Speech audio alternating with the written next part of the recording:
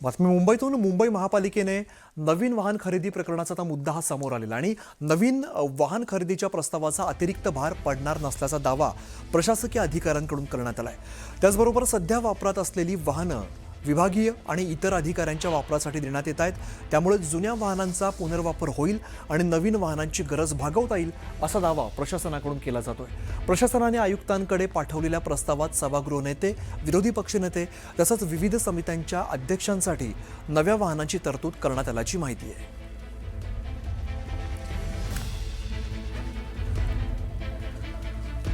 दरम्यान सभागृह नेते गणेश खंडकरांनी कोणत्याही गाड्यांची मागणी केली नसल्याचं म्हटलंय. त्यांच्याशी बातचीत केली आमचे प्रतिनिधी सुमित सावंत यांनी.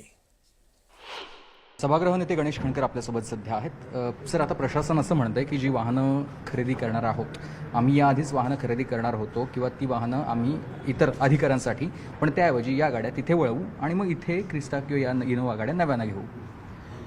बघा, मी अतिशय नम्रपणे सांगतो, काल अख्खा दिवस ज्या काही बातम्या चालवल्या गेल्या, असं की आम्ही आयुष्यभर कधी गाड्यांचे शौकीन नव्हतो. संघटनेत काम करताना आयुष्यभर मी ट्रेनने फिरलो आहे, बाईकवर फिरलो आहे. आम्ही कधीही कुणीही लेखी स्वरूपात माझ्याकडं एक जरी पत्र तुमच्याकडे असेल तर ते दाखवा की आम्ही प्रशासनाला सांगितलं आम्हाला नवीन गाड्या खरेदी करून द्या.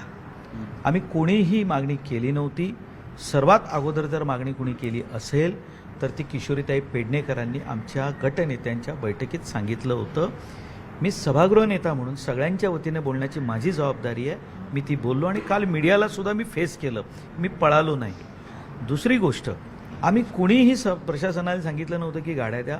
जी माझी माहिती आहे की प्रशासनाला अजूनही 16 गाड्यांची आवश्यकता आहे.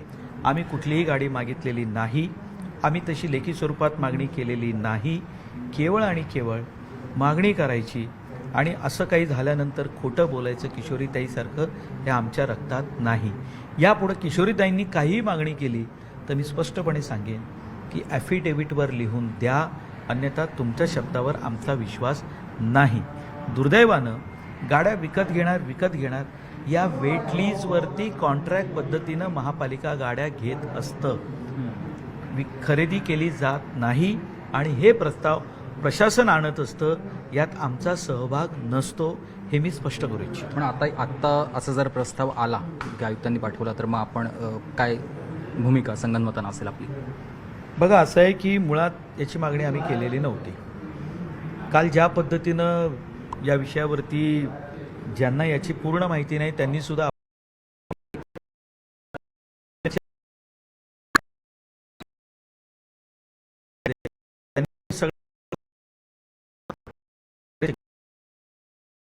प्रस्ताव आला तर त्या प्रस्तावाशी आमचा काही संबंध नाही आणि त्या विषयाशी आमचा काही संबंध नाही, हे स्पष्ट करू इच्छितो. विरोध करणार आपण प्रस्तावाला?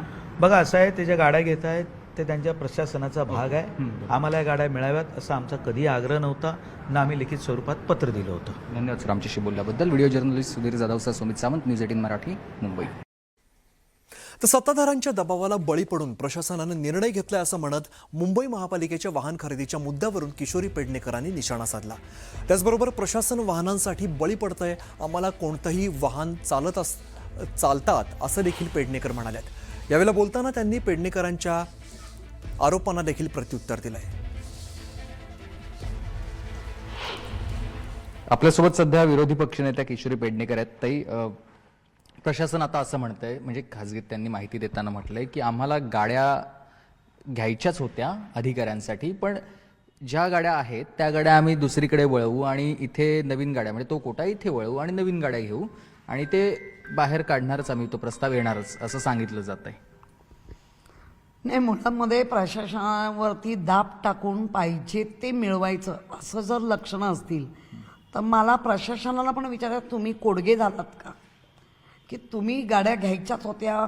मग 1 जानेवारी म्हणजे 2026च्या जानेवारीमध्ये गाड्या घेताना या प्रशासनाच्या बुद्धी काय घाण टाकली होती का? मुळात स्कॉर्पिओ आणि इनोवा ह्याच्यातला प्रवास हा असा कसा कोण ठरवू शकतो? आजही स्कॉर्पिओ गाड्यांच्या बऱ्याच हे दिसतंय. इनोवामधली पण लोक तक्रार करतात की रस्त्यात खड्डे असल्यामुळे आम्हाला गाडी बऱ्याच वेळेला उलट स्कॉर्पिओचा रस्ता सोडत नाही. मी 10 वर्ष स्कॉर्पिओ वापरली आहे. त्यामुळे मला ना हे बालिशपणा वाटतोय या आमचं जे प्रशासन आहे हे दबावाला बळी पडत आहेत.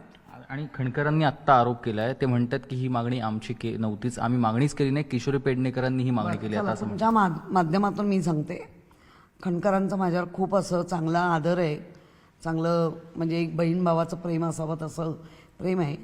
तर त्यांना म्हणावं, माझ्या जर एवढ्या भावनेचे आदर करता तर मर्सिडीज काढा ना माझ्यासाठी. मग खूप आदर आहे ना, तर मग द्या ना, सांगा, काही बोलायचं. मी मुळात सांगितलं, मला कधीच गाडी मी महापौर असताना माझ्या गाडीला 4 वेळा धक्का मारावा लागला होता. व्हिडिओ जर्नलिस्ट सुधीर जाधव यांच्यासह सुमित सावंत, न्यूज 18 मराठी, मुंबई.